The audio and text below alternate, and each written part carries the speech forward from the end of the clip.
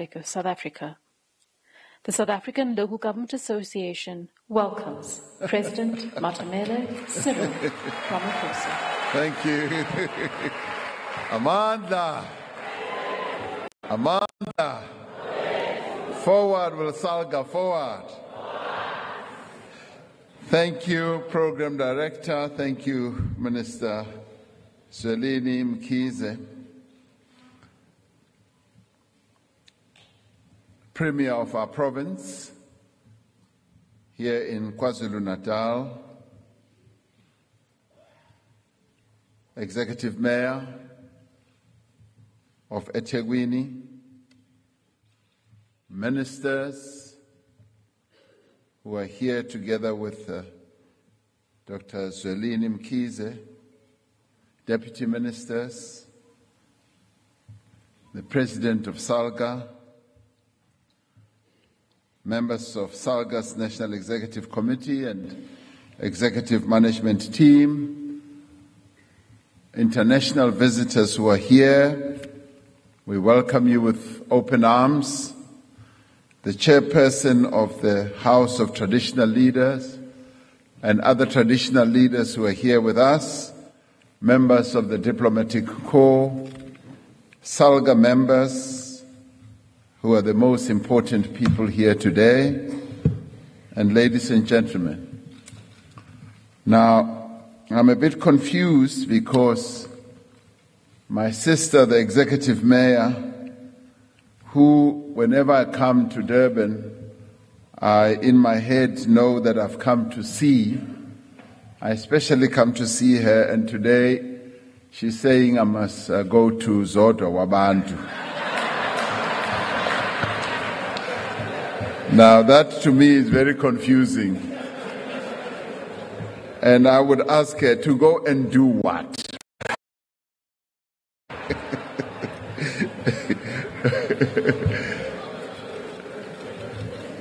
It's a great pleasure to be here with all of you, because gathered here are the men and women who have been given the responsibility by the people of our country to give effect to the vision of a better life for all. It is through the people who are in local government who know precisely what the needs and aspirations of our people are and how they can best be addressed. It is at local government level that the transformation of our country is actually made more visible, more tangible, more real.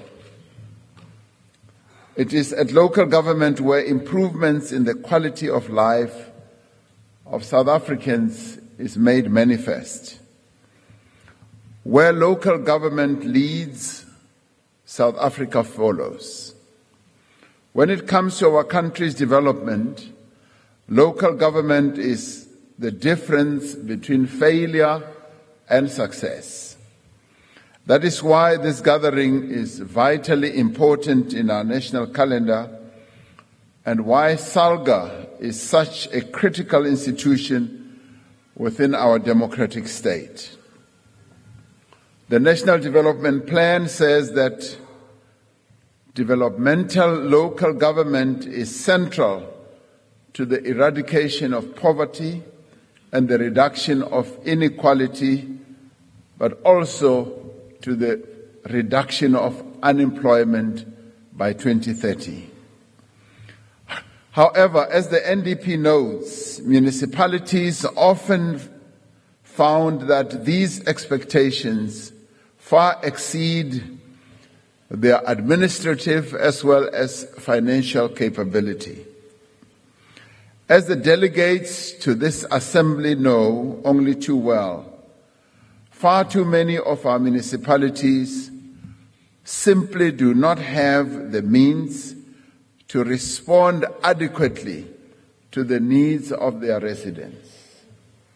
In the main, our municipalities do the best they can. They try as hard as they possibly can, but we must admit Many of them do not have the means to address the needs of our people. Now, to address these issues, the drafters of the NDP argue a clear and long-term consistent approach is required. It is never going to be a one-day event where everything happens at one go and everything is hunky-dory. As a country, we look to this National Members' Assembly to provide guidance, to provide wisdom on the approach that we need to take to ensure that local government is capable of effectively fulfilling its developmental plan and role. We look, yes, to this assembly to make clear the distinction between the immediate interventions that we need to make, and there are many of them, that we need to make to address the areas of crisis, and the more fundamental measures that we do need to put in place to ensure that there is sustainable progress in the work that we have to do. And in charting the way forward, it is essential that we consider the path we have traversed since the advent of the democratic local government. We should recall the spatial absurdity, and in fact, we should recall the spatial madness of the apartheid architecture, which relegated the majority of South Africans to the margins of cities and towns and farming areas. And in fact, this was the apartheid state that forcibly moved our people from city centers to the margins and the periphery of the cities where they lived, leaving them without rights, without land, without assets, and without opportunities. It is important that we should put this on the canvas as we are trying to paint a new wonderful picture of where we want to go as a country. In designing our democratic local government system, we sought to overcome the severe inequality of apartheid geography. We also sought to establish cohesive, viable municipalities that would bridge the divide between privilege and deprivation. Municipalities that would contribute to the creation of the united South Africa that we all seek. We also sought to establish municipalities that would be effective instruments in the project of development and transformation. Even as we confront enormous challenges in local government, we must acknowledge that it has improved the lives of millions of our people. We have made remarkable strides and progress in meeting the basic needs of the residents of our cities and towns and rural areas. It is only the blind who do not see the progress that has been made, for we have made progress. There are very few countries in the world that in less than 25 years could have provided over 4.7 million housing opportunities for the poor. Not many countries, not on our continent, and not many countries in the world could have achieved such a wonderful feat to give for free 4.7 million houses to the poor of our country. Few other countries in the world have managed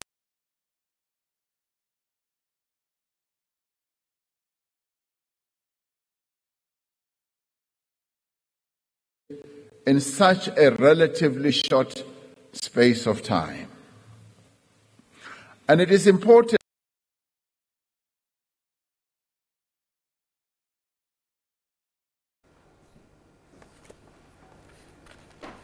That's an important conversation, but we keep losing that feed.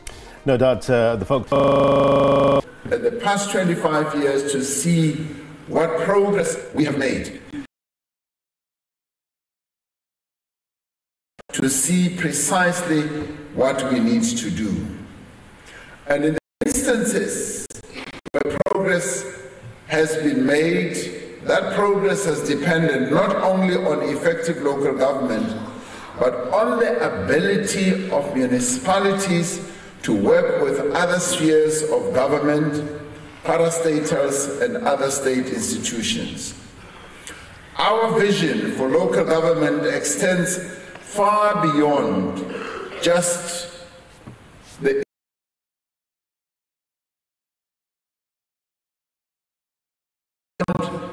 merely building houses or human settlements for our people. It also goes beyond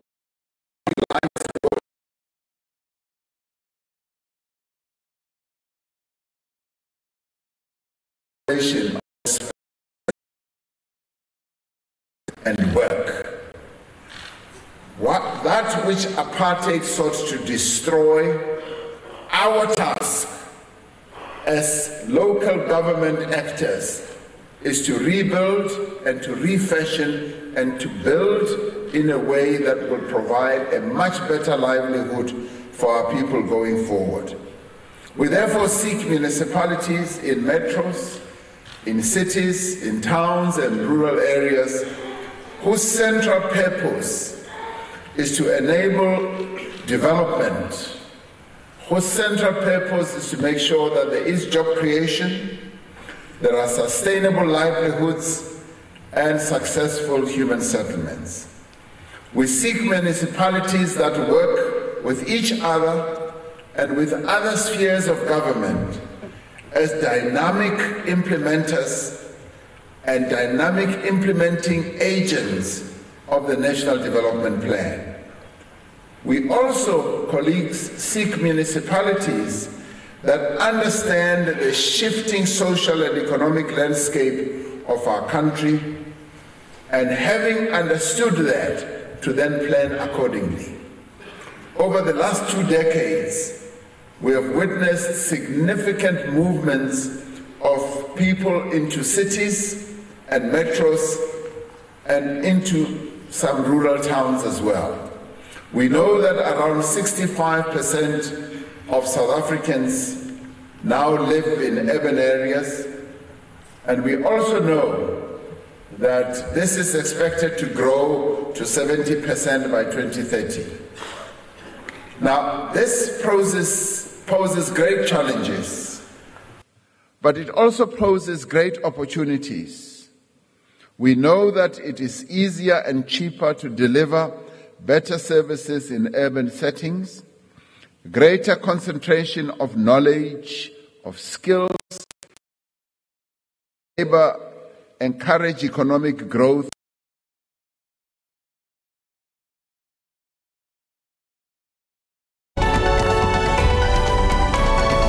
development, and real progress. At the same time, a significant skills does tend to place a significant strain and burden on the infrastructure, on the services, but also on social cohesion. So the growth of informal settlements in most urban areas is testimony to the rate of urbanization and the inability of our cities and towns to respond effectively. And in this area,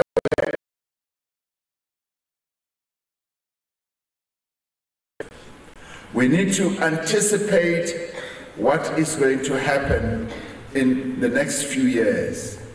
I was most interested in a conversation or in the detail that President Xi Jinping gave me when he described Beijing. He described Beijing by telling me that it's now almost at 23 million people. But they now know that it is beginning to burst at the seams, and they have already started preparing to build another city. And he says the work has already started. They've already started doing the infrastructure layout, the various services layout, to make sure that as Beijing reaches its limits, people are able to live in another city nearby.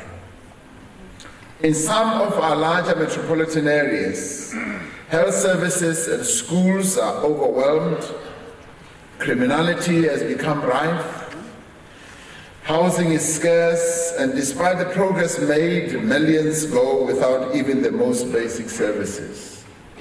Now, being ahead of the curve and preparing for the inevitable overpopulated areas that the cities are going to be, we need to be planning and seeing what the future portends. This dire situation underscores the necessity of effective integrated urban planning, which draws together the capabilities as well as the resources of all spheres of government and related agencies.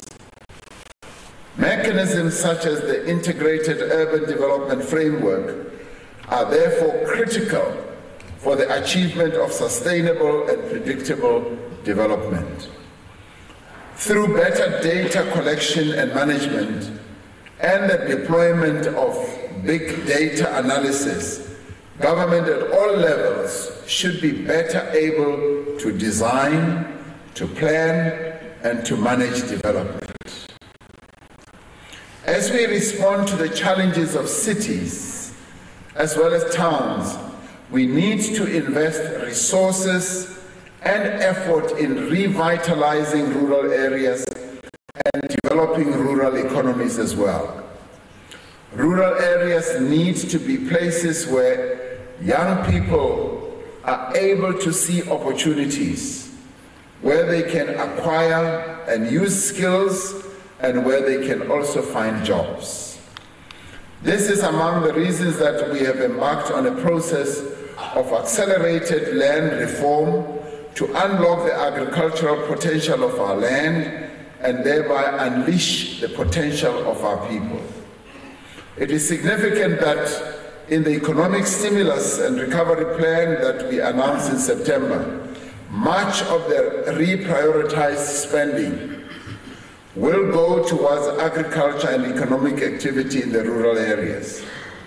Appreciating the massive potential for job creation that is inherent in agriculture, we identified a package of support measures for black commercial farmers and innovating funding models. We've identified that there are about 250,000 emerging black farmers. And this is the cohort that we are focusing our attention on through the stimulus project or plan that we put together.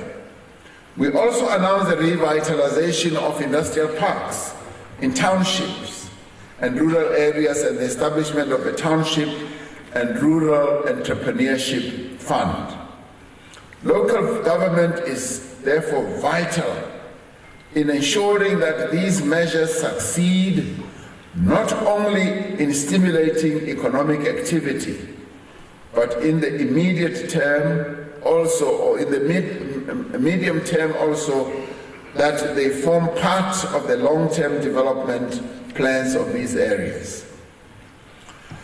Earlier this year, as many of you will know, we announced that we are embarking on a massive investment drive where we want to raise $100 billion in new investment over the next 5 years.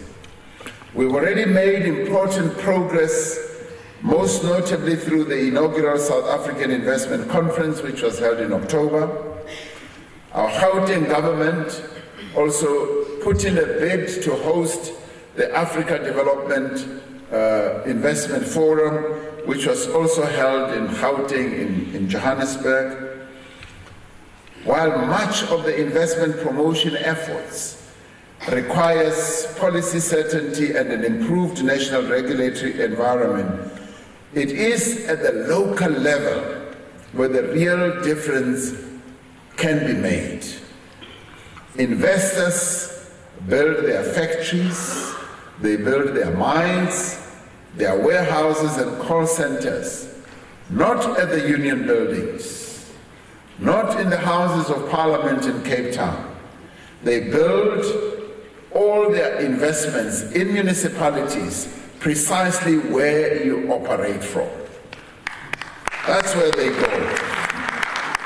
And this $100 billion that we are campaigning to win, to be invested in our country from both local investors as well as offshore investors, is the type of money that we want to be made available in your cities, in your towns. So that money is going to come to you. It is going to be the money that you will finally be overseeing. It's your money. It's their investments. Investors, as they come, they look to the municipalities to provide electricity, to provide water and other services on a reliable basis and on a consistent basis. As the councillors of Makhanda were also saying here, they look to municipalities to be efficient in issuing permits. Efficient in issuing permits. Now, as we've been engaging with some of the investors, they have been saying to us, one of the things that discourages us with your country, South Africa, is that when we apply for permits, we wait forever and in a day. They say, we find that we even wait for up to a year just to get a permit to put our investment on the ground.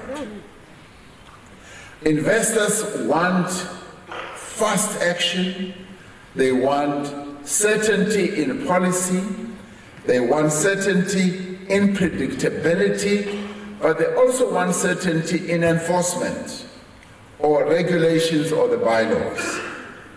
Not only do municipalities need to create a hospitable environment for greater investment, but they also need to make better use of the resources they need. Investors want a red carpet to be laid out for them. They don't want red tape. And that is what we need to have in mind.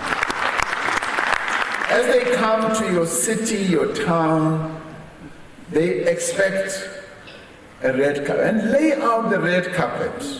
If you don't have a red carpet, make it blue. If you don't have blue, make it black. Or any color will do as long as it's black. Yes, that too will work.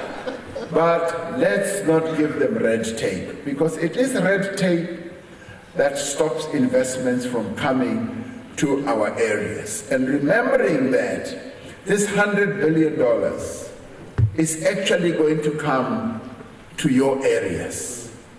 So it doesn't make sense that Minister Nkwinti, Minister Mkhize, and the others who operate at national level, we campaign for this money to come. And in the end, when it gets to you, you put up barricades and blockages, and you just have potholes instead of the red carpet. Let us create that environment, hospitable environment for investors to come and know that we are dealing with a reliable local government structure. We need to make use of neglected infrastructure, ensure that it is rehabilitated and effectively maintained. It is far cheaper to invest in infrastructure maintenance than to build new infrastructure. yet we continue to produce grand plans for new projects while so much of what we have is idle or in a state of disrepair. This requires more than just a budgetary prioritization. It requires a fundamental mind shift amongst political leaders, managers, engineers, as well as funders, who would rather be seen opening a new bridge than repairing the cracks in the old one. If we accept that all economic development is local, which it is, then the role of municipalities in promoting investment and job creation is vital. I have said to our executive mayor here that the next time I go on an overseas trip to go and campaign for investments, I want her next to me, walking with me hand in hand, because that's what we should be doing. Municipalities need to vote. Yes, I want her, not Uzodo.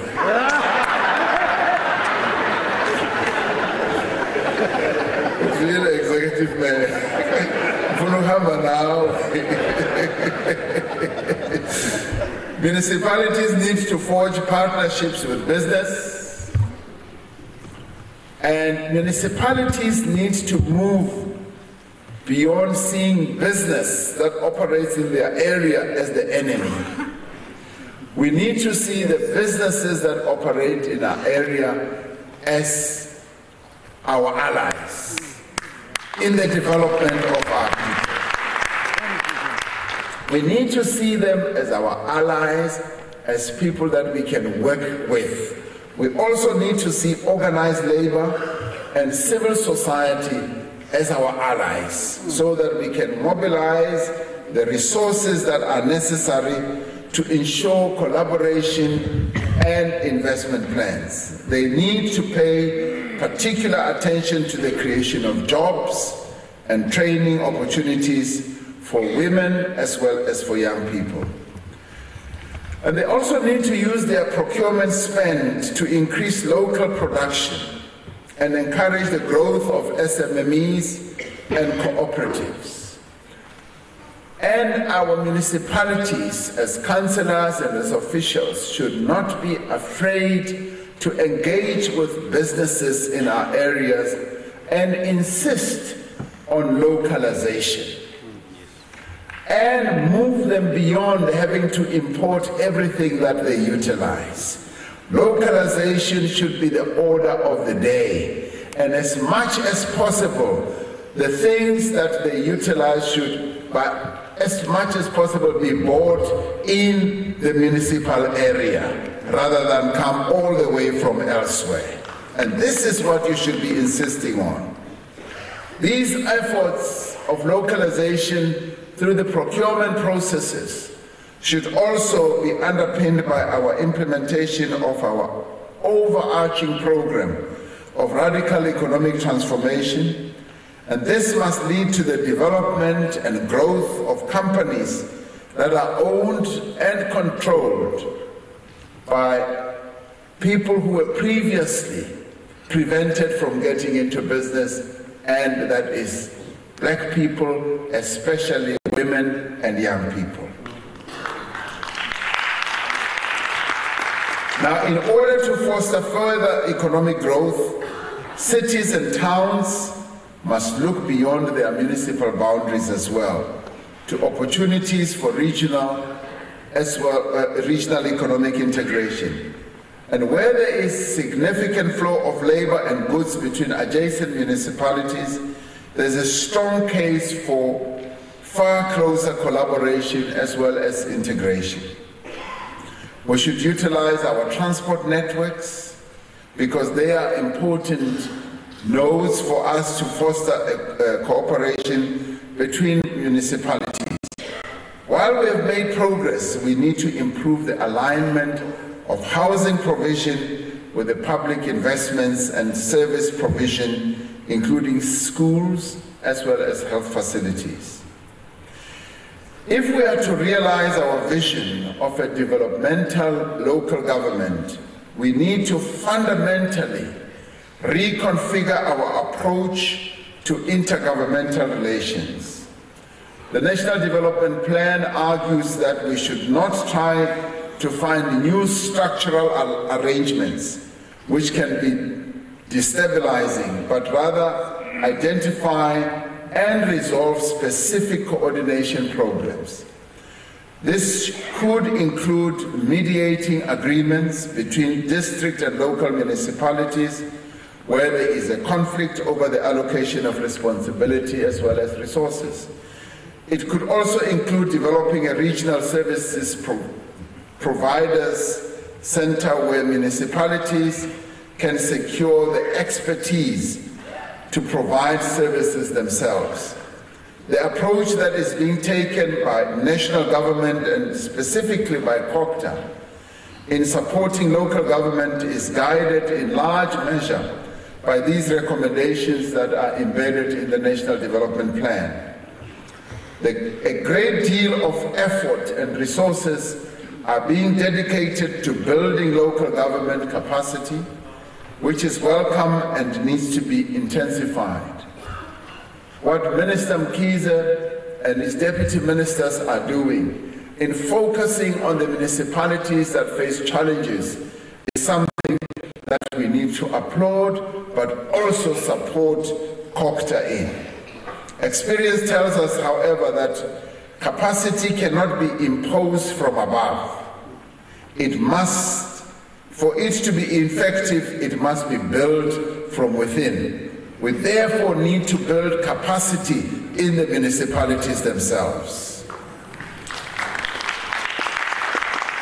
Now, municipalities need, for example, to be making use of advances in information and technology to improve their efficiency, to improve their effectiveness as well as their impact. They need to keep up with international innovation in transport, energy and other areas of technological advancement. And it is good to see that SALGA, as well as various of our municipalities, are cooperating with a number of internationally based organizations and other municipalities. I've heard that the Canadian municipal structure is also here, and that's fantastic, that we should be spreading our wings and our arms to involve as many people around the world as possible. The twinning programs that some of the municipalities have with others just serves to open up our horizons, our minds, and our innovative capacities. In the context of economic scarcity, municipalities need to engineer their systems and processes to use resources more responsibly as well as more efficiently. The transformation of the local government is critically dependent on improving the skills base of local government. Municipalities struggle to attract and retain high caliber of appropriately skilled people, because many of them are deep in the center of the country and they are not able to attract all the best people. We need to have mechanisms to improve the recruitment of graduates, including through a nationally coordinated program and the standardization of remuneration levels to help municipalities with fewer resources to retain vital skills. As we fundamentally transform the spaces where people live and work, we need to ensure that local government is a real instrument for people's power. Residents need to be actively involved in decisions about their ward, about their zones, about their towns, and about their cities. This is a phenomenon that we can no longer run away from. Our people want to be involved, and they often say nothing about us without us. And they say, involve us in everything you do. They need to be part of the planning and design of interventions. They need to be consulted, and their feedback needs to be heard and heeded and considered. If local government is to succeed, it needs effective leadership, the type that the Makanda councillors were talking about here. Leaders who can listen, yes, who have influence, but leaders who are also bereft of greed. It needs mayors and councillors that inspire confidence, that are respected in their communities, but also that have a clear vision of where they are taking their town, their local municipality. Local government needs leaders within the council, within the administration, who are not corrupt, who do not dispense patronage, and who will not tolerate any form of malfeasance, the theft or wastage of public resources. This is a deeply felt issue amongst our people, and we need to respond to this deeply felt need that our people have, that as public representatives, our people do not want to see us with our hands in the cookie jar. They do not want to see us misusing and wasting their resources. They want to see us serving them with integrity, with dignity, and without any form of corruption whatsoever. And it is for this reason that our people feel quite strongly that those who are corrupt must be removed from their positions and must face the full might of the law. That is what our people want. And as a country, we have embarked on a path of growth, of renewal and rebuilding. We've made important progress over the last few months, but there is much further to go and much more work that still needs to be done. We do need to restore the credibility of our people in public institutions. And we also need to restore their confidence and trust in public officials. We need to root out, yes, corruption and end state capture. The Auditor General has reported that many of our municipalities are dysfunctional. His recent report painted a disturbing story. We have it within us to turn this around. And I would like to see the next Auditor General's report being a report that shows and demonstrates that we have turned the corner. More and more of our municipalities are functional and they do not have disclaimers. This is what our people want, and this is what I would also like to see happening. Let us make it happen.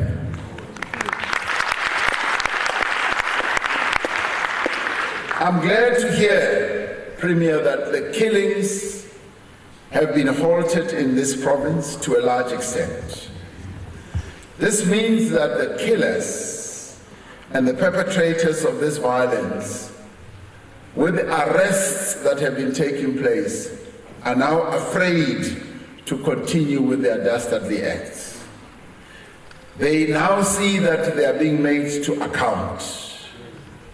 They can see that something is going to happen against them, even those who would have wanted to perpetrate these acts. Those who may have wanted to are now afraid to be arrested. This is encouraging, and the same should be done to people who have put greed, personal greed, ahead of the interests of our people. We must deal with them so that they must become afraid to be arrested themselves.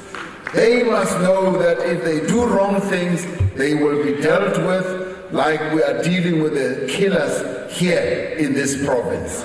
They are now afraid, and that is why the killings have come down. Accountability must become the order of the day. And we must become a country that is ruled by the rule of law. That is a must. If we can do this, we will then be able to restore our economy to growth. We will be able to attract far greater investment and create more jobs on a much more massive scale. None of this will be possible if we still continue in the same old ways. Local government must see itself as playing a key role in other social programs as well, programs such as health, education, social development, and the prevention of violence against women and children. Because violence against women and children happens at the local government level, in the local areas where our people are. And this is where local government must be most active to prevent this scourge that is spreading throughout our country. And we should not only be doing it because this is the 16 days that we've embarked upon against violence against women and children, but we should do it on a consistent basis. Local government must therefore mount effective campaigns against gender-based violence, but it is also at local government level where we've got to have HIV programs. The prevention of further infections should be most effective at the local government level. We need local government that is smart and innovative and has the agility as well as the foresight to come up with practical solutions that safeguard and protect the lives as well as the livelihoods of our people.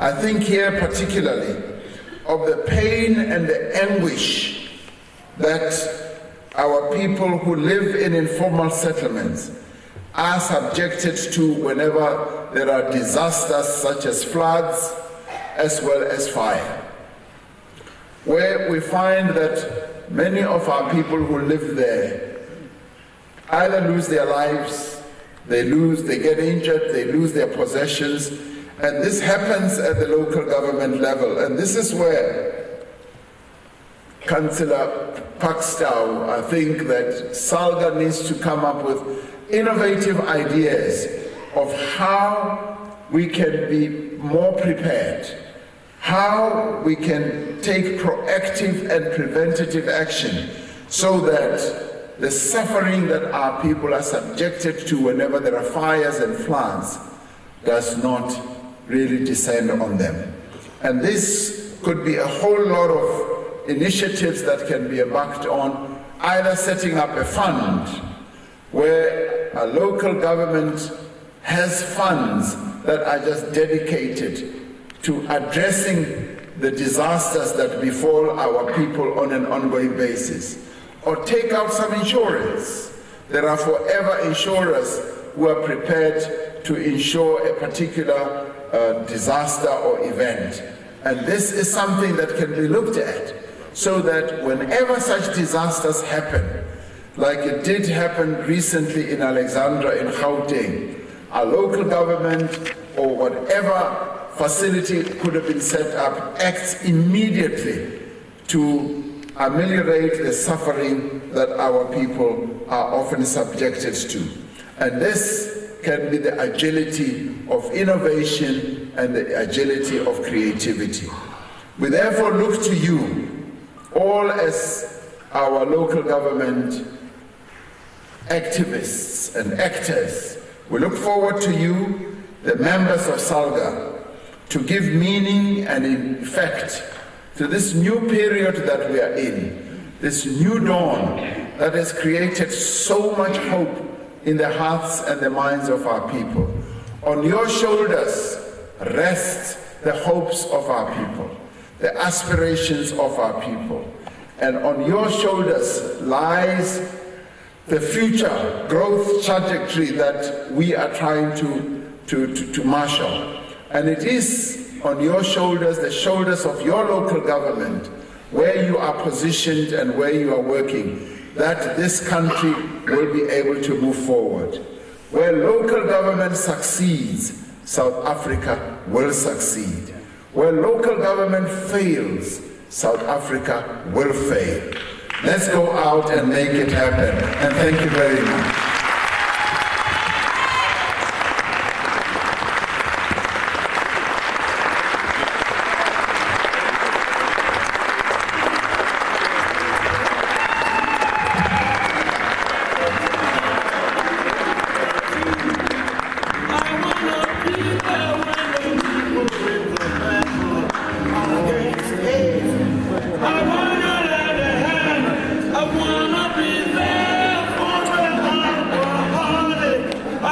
Ladies and gentlemen, allow me to call the President of SALGA, Councillor Parkstow, to please come forward.